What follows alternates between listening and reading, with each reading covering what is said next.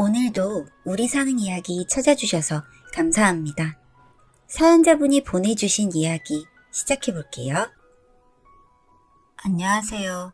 저는 개인 사업을 하다가 지금의 와이프를 만나 결혼까지 하게 되었습니다. 제 사업은 결혼 후 5년 정도 성황을 이루다가 경제 불황 등의 이유로 결국 폐업을 하게 되었고, 당시 와이프는 임신 중이었습니다.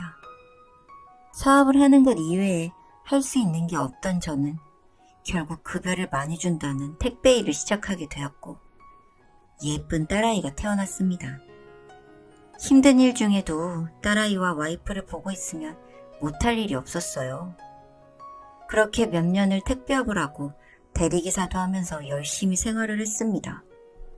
조금이라도 더 나은 환경에서 아이가 자라게 하기 위해서 저는 밤낮 없이 일을 했고, 이러한 제 모습을 본 지인의 도움으로 현재는 대기업의 유통업을 관리하는 일을 하고 있어요.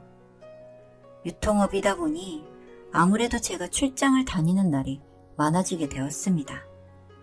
와이프는 처음에는 아쉬워하는 듯 보였지만 이내 안정을 찾았습니다. 사실 이직을 하기 전에는 와이프와의 트러블이 많았어요. 돈 때문에요. 제가 벌이가 좋지 않다 보니 와이프는 아이를 키우며 많이 힘도 들었을 거라 생각합니다. 그리고 이러한 부분에서는 처가댁도 같은 입장이었어요. 남자가 못나서 내 딸을 고생시킨다, 그런 마음이요. 네, 저도 딸을 가진 입장으로서 이해를 하고 그렇기 때문에 더 일을 열심히 했습니다. 제가 아무리 열심히 일을 해도 처갓집에서는 저를 인정하지 않는 분위기가 계속되었고, 저는 조금씩 지쳐갔습니다. 그래도 힘이 되는 건 딸아이가 말을 하기 시작하면서 저에게 아빠라든지 여러 말을 하는 걸 들으며 시간이 가고 있음을 느꼈고, 나중에 모두 함께 행복하리란 희망 하나를 보며 꿋꿋이 견뎌내고 있었는데, 최근 들어 이상한 점을 발견하게 되었어요. 저희 와이프는 다리나 겨드랑이 이런데 털이 별로 없기도 하고, 평소 제모를 하지 않는 사람인데 집에 일회용 면도기가 있었습니다. 짧은 털도 있었고요. 그래서 처음에는 장인어른이 왔다 가셨나 생각을 하고 말았는데, 집안 곳곳에서 남자 양말이나 러닝, 반바지 같은 물건이 나왔습니다. 그리고 와이프가 원래는 항상 휴대폰이 비밀번호가 잠겨있지 않았는데, 언젠가부턴가 걸어 잠그기 시작해서 밤 늦게까지 휴대폰을 손에서 놓지 않더라고요. 여보, 휴대폰에 뭐 재미있는 거 있어? 아니, 그냥 요즘엔 이것저것 휴대폰으로 할 수 있는 게 많잖아. 평소엔 안 그러더니 휴대폰까지 걸어 잠그고 남자라도 생긴 거 아니야? 저는 가볍게 장난을 친 건데, 와이프는 휴대폰을 내려두고는 정색을 하면서 말하더라고요. 내가 애 봐야 하는데 바람필 시간이 어딨어? 그래서 미안하다며 어영부영 넘어가긴 했는데 괜히 더 크게 반응하니까 미심쩍긴 했습니다. 제가 일회용 면도기랑 남자 옷들을 이야기했더니 요즘 일자리를 알아보고 있는 중이라 장인어른이 아이를 보러 자주 집에 온다고 하더라고요. 저는 들은 이야기가 없던지라 그 이야기를 듣고 와이프에게 미안한 마음이 들어서 얼마 뒤 서프라이즈 이벤트를 준비하려고 했습니다. 제가 평소 출장 일정이 그 전달 말일 공지가 되는데, 이번에 출장이랑 와이프의 생일이 겹쳤어요. 다른 날은 몰라도 와이프의 생일은 챙겨줘야겠다는 생각으로 회사에 말하고 출장 일정을 빼두었습니다. 그리고 평소와 같이 출근을 하는 척하고 저는 케이크와 꽃, 그리고 와이프에게 잘 어울릴 만한 금목걸이를 준비해서 집으로 다시 들어가고 있었습니다. 와이프가 요즘 일자리를 찾으러 다닌다는 이야기를 듣기도 했고, 처가댁에 물어보니 생일이라서 저희 집에서 가족들끼리 식사를 하기로 했다는 걸 들은 게 기억이 났어요. 그래서 미리 가서 음식을 좀 하고 있을까 해서 다시 집으로 돌아가니 그때가 2시 정도였습니다. 집에 도착해서 금방 화장실에서 볼일을 보고 나오고 있는데 말소리와 함께 아내가 들어오는 소리가 들렸습니다. 와, 너 당신 부모님이랑 밥까지 먹는 건 좀 아니지 않아? 아니긴 뭐가 아니야. 우리 엄마가 당신 보고 박서방 하면서 얼마나 예뻐하는데. 그래도 내가 좀 불편한데. 그냥 편하게 만나면 돼. 나중에 우리 같이 살려면 일찍 봐두는 게 좋지. 저녁은 몇 시쯤 먹을 건데? 엄마가 5시쯤 장 봐서 온다고 했어. 그럼 시간이 좀 남네. 그렇게 말하더니 곧 말소리가 사라졌고 저는 제 머릿속에서 그려지는 상상을 지우려 했었습니다. 문틈 사이로 옅게나는 남자의 향수 냄새가 났는데 중후한 느낌의 향수가 저는 장인어른의 것이라고만 생각을 했는데 와이프, 내연남의 것이더군요. 말소리는 잦아들고 곧 거실에서 아내의 신음소리가 들리기 시작했습니다. 당장이라도 나가서 때려 죽여야 하나? 이 상황을 어떻게 해야 하나? 이성적인 판단이 불가능했고 저는 베란다로 나가서 와이프와 내연남의 모습을 무음 카메라로 담았습니다.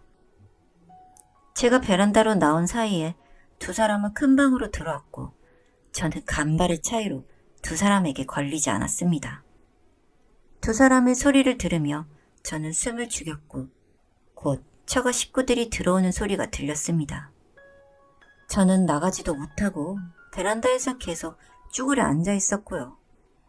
다행히 날씨가 봄이라 그리 춥지 않아서 버틸 수 있었지. 다시 생각해도 아찔해요. 박서방, 드디어 얼굴 보네요. 어머님 안녕하십니까?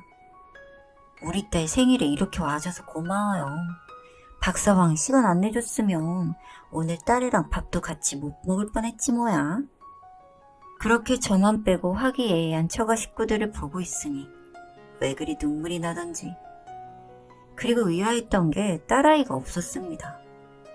밥을 먹고 차를 마시고 그렇게 처가 식구들은 나갔고요. 그리고 얼마 뒤 내연남이 집에서 나갔습니다. 내연남이 나가고 얼마 뒤 딸아이가 집으로 들어왔습니다. 상황을 보아하니 아직 딸아이는 내연남의 존재를 모르는 것 같고 그날은 어린이집에 늦게까지 있었던 것 같아요. 저는 그날 아이와 와이프가 잠들 때까지 베란다에 쭈그려 있다가 새벽이 되어서야 집 밖으로 나올 수 있었습니다. 모든 게 다 충격적인 상황이긴 했지만 제가 뭐 그린 미운 사이라고 아내의 내연남에게 사이라는 호칭으로 부를 수 있을 수 있나요? 자식이 잘못된 길로 가면 막아줘야 하는 게 부모 아니었나요? 저는 그 새벽에 결국 혼자 포장마차에서 술을 한잔 마시고 처가댁으로 갔습니다. 어머, 이게 뭐야? 장모님, 정말 너무하십니다. 저한테는 김서방이라고 불러주신 적 별로 없으시잖아요. 아님 밤중에 홍두깨라고? 지금 무슨 소리를 하고 있는 거야? 딸이 저한테 그렇게 아까우셨어요? 그럼 처음부터 반대하지 그러셨어요. 제가 사업해서 돈 잘 벌 때는 김서방이고 돈 못 버니까 돈 많아 보이는 박서방이 더 좋던가요? 자네 취했네. 집에 가게. 이게 무슨 추태인가? 아, 제가 추태구나. 알겠어요. 나 이제 당신 딸이랑 이혼할 테니 그렇게 하세요, 아줌마. 제 기억이 맞다면 저런 식으로 대화를 했던 것 같아요. 처가댁 근처 인근 모텔에서 저는 눈을 떴고 그대로 변호사 사무실에 들러서 어제 찍은 영상이 법적 효력이 있는지 확인하고 집으로 갔습니다. 와이프는 뭔가 전에 듣기라도 한 건지 표정이 굳어있더군요. 쥐새끼 마냥 집에서 숨어 있었던 거야? 왜? 내가 바람 피는 거 눈으로 확인하려고? 당신이란 사람 정말 소름 돋아. 그래도 미안하다는 말 한마디는 할 줄 알았습니다. 출장이 잦은 저 때문에 외로워서 실수를 했다. 한 번만 용서해달라 그랬으면 아마 지금쯤 다른 모습일 수도 있었겠죠. 와이프의 저 말에 아직도 주머니에 예쁘게 포장되어 있는 목걸이를 집어 던졌습니다. 당신 생일이라 놀래켜 주려고 그랬어? 늘 바쁜 나 때문에 외로울 것 같아서. 생일이 뭐 대수라고. 그래, 정말 대수 아니더라. 그래서 남자까지 집에 끌어들였니? 우리 이혼해. 내가 하고 싶단 말이야. 나 지금 나가서 이혼 소송 걸 거고 그 잘난 박서방한테도 소송 걸 거니까 단단히 준비해. 그 사람을 끌어들이지 마. 이런 상황 몰라. 행동을 했으면 책임을 져야지. 아, 그리고 애는 내가 키워. 그 말을 하고 저는 아이의 어린이집으로 찾아가서 아이와 함께 본가로 들어왔습니다. 자초지종을 전해들은 부모님은 손주를 끌어안고 그렇게 마음으로 울다 잠드셨어요. 증거가 워낙 확실하다 보니 이혼은 인사천리로 진행이 되었고 상간남한테도 돈을 받아냈습니다. 그리고 저는 일을 그만두고 다시 작은 가게를 시작했어요. 딸아이와 더 많은 시간을 함께 보내기 위한 선택이었죠. 그 이후 그 내연남과 결혼을 할 거라던 와이프는 제가 상간남의 회사로 제 와이프에 대한 이야기를 말했고 저는 명예훼손죄로 벌금 물고 하는 행동이 반복되다 보니 내연남도 많이 지친 건지 저 때문에 와이프에게 정이 떨어진 건지 결국 두 사람도 헤어졌다고 들었습니다. 장모님이랑 와이프가 박서방이 대기업도 다니고 아이도 없어서 재혼까지 생각한 것 같은데 세상만사 쉬운 일이 어디 있겠어요. 저는 이제 딸아이 하나만 보고 더 독하게 살아서 와이프가 꼭 후회하게 해줄 겁니다. 사연자분이 보내주신 이야기 시작해볼게요. 저는 작은 개인 병원에서 근무를 하다가 지금의 신랑을 만나게 되었어요. 개인 병원이라고 하면 개인 의사 하나에 간호사 1명 이렇게 있다고 생각하기 쉬운데 신랑은 정형외과를 운영 중이었고 그렇다 보니 개인 병원이라도 페이닥터와 물리치료실을 비롯하여 검사실도 갖추고 있었습니다. 저는 그 병원의 간호사도 아닌 간호조무사였습니다. 30살이 다 되어가는 나이에 마땅히 직장을 찾기가 힘들어서 간호조무사 일을 시작하게 되었고 실습으로 나간 병원에서 지금의 신랑을 만나 시험에 합격하고 같이 근무를 한 지도 2년. 그 2년 동안 같이 밥을 먹고 회식을 할 때에도 꼭 근처 자리에서 있으며 썸 아닌 썸을 타게 되었고 1년간의 비밀 연애 끝에 결혼을 약속했어요. 솔직히 신랑네 집은 부유한 편에 속했습니다. 그래서 결혼을 할 때에도 어려운 점이 많았어요. 큰 회사를 운영하고 계시는 시아버님과 그 밑으로 사업을 이어받을 큰형님. 신랑네 병원도 사실 시아버님이 해준 것을 알고 있었고 그에 반해 저희 부모님께서는 프랜차이즈를 몇 개 운영하고 계십니다. 사실 벌이로는 나쁘지 않지만 그래도 시댁 수준에는 부족하게 보일 뿐이었죠. 저희가 결혼을 할 때 저희 집안의 길을 죽이기 위해서인지 제 길을 죽이기 위해서인지 무리하게 예물과 예단을 준비하게 시켰고 그 와중에 저희 부모님은 제가 기죽는 게 싫어서 그 이상을 해서 보냈습니다. 제가 왜 죄를 지은 것도 아닌데 이렇게 결혼을 해야 하나 싶었지만 그래도 좋은 게 좋은 거라고 결혼해서 우리가 잘 살면 부모님들께 효도를 하는 거라고 생각했어요. 결혼 후 저는 병원을 그만두고 작은 카페를 운영하게 되었습니다. 아무래도 병원 사모님이 같이 근무를 하는 것 자체가 불편하기도 할 것 같았고 시댁에서 신랑이 의사면 적어도 카페 정도는 운영을 해야지 본인들 체면이 설 것 같다며 비어있는 터에 제가 인테리어를 하고 카페를 시작했습니다. 그런데 제가 할 줄 아는 게 많지는 않았지만 그래도 미적 감각은 좀 있는 편이라 인테리어를 독특하게 하고 빵이나 커피도 그냥 주는 게 아니라 컵 위에 도넛이나 쿠키를 얹어서 주는 게 인터넷에 유명해지면서 유명세를 타게 되었어요. 제가 유명세를 치르게 되니 신랑도 제 사업을 인정해주고 시댁에서 보는 시선도 달라져서 저는 2년 사이에 3호점까지 내는 성과를 거두게 되었어요. 물론 의사 신랑의 벌이에 비교할 건 아니었지만 제 스스로 자존감을 찾아가는 중이었죠. 그러다 신랑의 병원에 가게 된 적이 있었습니다. 퇴근 후라 병원 로비와 물리치료, 그리고 검사실은 비어 있었고 병실에만 불이 켜져 있었습니다. 저는 신랑이 회사에 일이 남아있다고 했기 때문에 원장실에 있을 것 같아서 조용히 병원 안으로 들어섰는데 고요한 와중에 삐그덕거리는 소리가 들렸어요.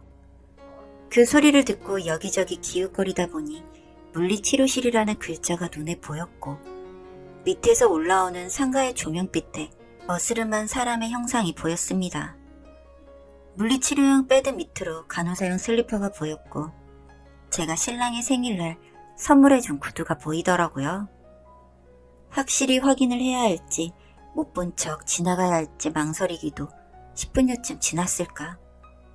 우선 증거를 모아야 한다는 생각으로 카메라를 꺼내 들었지만 커튼이 쳐져 있었기 때문에 정확하게 확인을 할 수 없었습니다. 그러는 사이 행위가 끝나기라도 한 건지 고생했어 최 간호사 라는 말이 들려 나왔습니다. 그 말을 끝으로 저는 병원을 나와 집으로 갔습니다. 신랑의 병원에는 3명의 최 간호사가 있는데 한 명은 결혼을 했고 한 명은 남자친구가 있고 다른 한 명은 어렸어요. 그리고 그 어린 최 간호사만 남자친구가 없으니 아마 그 어린 여자일 가능성이 높아졌습니다. 신랑은 제가 집으로 돌아오고 40분 정도가 지나자 집으로 왔고 평소와 다름없이 제가 해주는 밥을 먹고 잠이 들었어요. 며칠 후 저는 일이 손에 잡히지 않아서 그 병원으로 찾아갔습니다. 저녁 당직인 어린 최 간호사는 병원에 없었고 나이가 있는 최 간호사만 병원에 있더라고요. 사모님 안녕하세요. 그이는요? 지금 진료 중이신데 진료가 많이 밀려 있어서요. 그래요? 그렇게 말을 하고 사람들이 신고 있는 신발을 신데렐라 구두를 찾는 마음으로 보는데 이상하게도 다 같은 신발이더라고요. 나중에 신랑에게 물어보니 간호복을 파는 영업사원한테 말해서 얼마 전 다 같은 걸로 맞춰둔 거라고 했습니다. 이렇다 할 성과를 거두지 못하고 돌아가려고 하는데 뒤에서 신랑이 최 간호사를 부르는 소리를 들었고 저도 모르게 문이 열린 원장실 틈으로 쳐다보니 신랑이 최 간호사의 엉덩이를 만지며 이야기를 하고 있었습니다. 언뜻 들리는 말이 퇴근하고 잠시 기다리라는 그런 말이었어요. 저는 충격에서 헤어날 수 없었습니다. 앞서 말씀드린 것처럼 저 최 간호사는 결혼도 했고 심지어 아이까지 있어서 전혀 생각지 못했어요. 그리고 그날 밤 사람들이 퇴근한 7시가 되어서 저는 다시 병원을 찾았는데 지난번과 같이 불이 꺼져 있었고 저는 또 한 번 그 물리치료실로 갔어요. 이번에는 현장을 잡으려고 물리치료실 문을 열려고 하니까 잠겨 있더라고요. 병원 문은 안 잠그면서 물리치료실 문을 닫아둘 게 뭐예요? 참. 그래서 이번에도 유리 틈 사이로 안을 보고 있었는데 이번에는 커튼이 없어서 적나라하게 안이 다 보였고 그 유부녀 최 간호사와 신랑이 보였습니다. 둘 다 실오라기 하나 걸치지 않은 상태로 누워서 서로의 몸을 탐하고 있더군요. 그 좁은 1인용 패드를 벽 쪽으로 붙여서요. 그러니 그게 무게를 버텨낼 수가 있겠어요? 삐그덕거리며 듣기 싫은 소리를 내고 있었고 저는 사진과 동영상을 찍었습니다. 제가 신랑보다 학력도 재력도 떨어진다고 그렇게 무시를 받았던 삶이 서러웠어요. 그리고 결혼 생활 중 가장 외로웠던 건 바로 결혼 후 행동이 바뀌게 된 신랑입니다. 결혼 전에는 저랑 시간도 자주 보내고 했었는데 잡은 물고기에게 밥 안 준다고 결혼 후부터 눈에 뜨이게 시들해지더니 다른 여자를 만나고 있었네요. 두 사람의 관계가 끝나고 저는 참지 못하고 문을 두드렸습니다.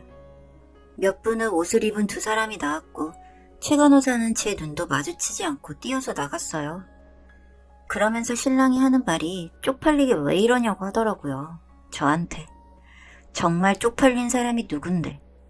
한숨을 푹 내쉬던 신랑이 하는 말이 저보고 부모가 반대를 하는 결혼을 해서 가운데서 너무 힘이 들었고 그럴 때마다 저에 대한 사랑이 식었다고 합니다. 그리고 제가 일을 해서 성과를 내는 모습도 마음에 들지 않았대요. 늘 본인에게 의지를 하던 제가 스스로 뭔가를 하는 모습도 마음에 들지 않았대요. 그 다음날 바로 이혼을 하기 위해서 변호사를 찾아갔고 갖고 있던 증거들을 내고 이혼 소송에 들어갔습니다. 그리고 괘씸한 그 여자에게도 상간녀 소송을 걸었어요. 저는 일부러 그 서류들을 직접 병원으로 들고 가서 환자들이 보는 앞에서 전해줬습니다. 신랑이 명예훼손으로 신고를 하겠다며 소리를 지르길래 가련한 여주인공처럼 눈물을 한 방울 흘리며 저는 나갔고, 며칠 뒤에 보니 맘카페에 신랑네 병원에 관련된 글들이 계속 올라오더라고요. 저희 동네에 몇 안 되는 병원이다 보니 입소문이 빠르게 퍼진 것 같아요. 신랑은 노발대발하면서 저에게 따지려고 했고, 여론은 사그라들 생각도 없고, 결국 시부모님께도 전화가 왔습니다. 이혼은 하더라도 걔 병원 이미지는 어쩔 거니? 그럼 저는 졸지에 이제 이혼녀 됐어요. 뭐라고? 네가 이미지는 무슨 이미지야? 됐어요. 이제 전화하지 마세요, 아줌마. 신랑은 제가 글을 쓴 걸로 알고 있는 건지 저에게 명예훼손으로 소송을 한다고 했고, 전 어차피 제가 쓴 글도 아니라 소송을 하라고 했습니다. 그런데 웃기게도 정말 소송을 했더라고요. 그날 병원을 찾은 한 젊은 여자가 쓴 글이었고, 저는 그 일이 정리되고 난 이후 그분에게 작게나마 사례를 했습니다. 제가 생각한 부분은 아니었지만 글을 써준 덕분에 신랑네 병원에 큰 타격을 입었거든요. 길고 긴 이혼 소송 끝에 저는 재산분할과 더불어 정신적인 피해 보상까지 챙겨서 이혼을 할 수 있었어요. 신랑은 제 가게도 망하게 하겠다고 말을 했지만 웃기게도 저는 장사가 잘 되어서 근처 회사로 커피랑 샌드위치를 정기적으로 납품하는 계약까지 하게 되었습니다. 이사가 대단하긴 대단하지만 그렇게 대우를 받으려면 아무래도 인품이 가장 중요하다는 걸 이렇게 몸소 체험해야 느끼네요.